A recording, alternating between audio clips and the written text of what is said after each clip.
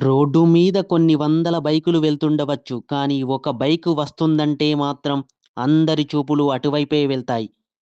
ఒకప్పుడు అది కేవలం సైనికులకు ఆయుధం. కానీ ఈరోజు భారతీయ యువత మనసు గెలిచిన ఒక జైత్ర యాత్ర.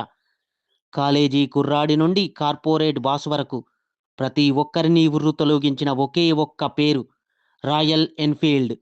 కేవలం ఇంజిన్ శబ్దంతోనే రోడ్లను షేక్ చేసే ఈ బైకు కుర్రాళ్ళకి కేవలం వాహనం కాదు. ఇది ఒక గర్వం.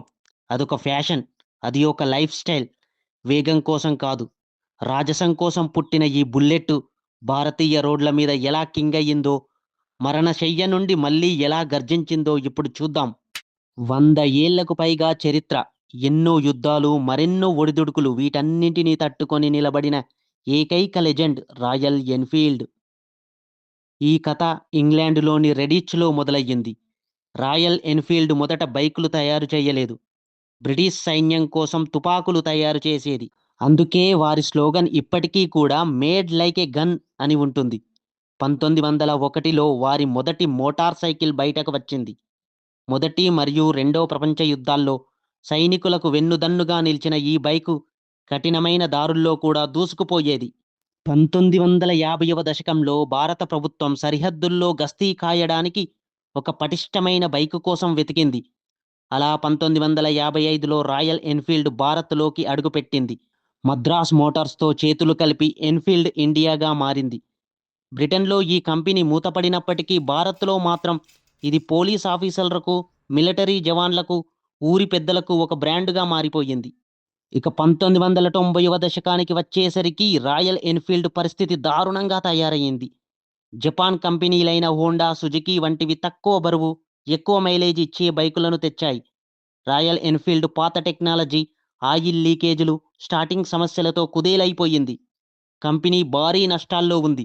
అప్పుడు దానిని అమ్మేయాలని యాజమాన్యం నిర్ణయించుకుంది.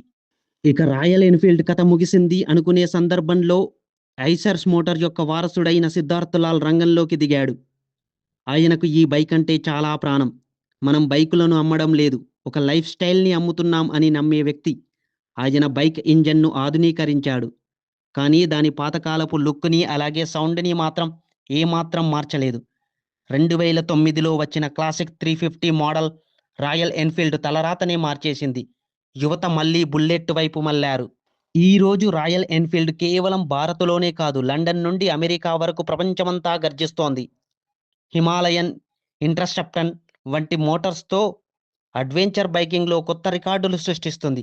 ఒకప్పుడు మునిగిపోతుందనుకున్న కంపెనీ ఈరోజు ప్రపంచంలోనే అత్యధిక లాభాలు గడిస్తున్న మోటార్ సైకిల్ బ్రాండ్లలో ఒకటిగా నిలిచింది. టెక్నాలజీ మారవచ్చు, రోడ్లు మారవచ్చు, కానీ రాయల్ ఎన్‌ఫీల్డ్ గర్జన మాత్రం మారలేదు. తరాలు మారినా తలవంచని రాజసం రాయల్ ఎన్‌ఫీల్డ్ సొంతం. ఇది కేవలం యంత్రం కాదు, ఇది ఒక legend. Royal Enfield made like a gun, goes like a bullet.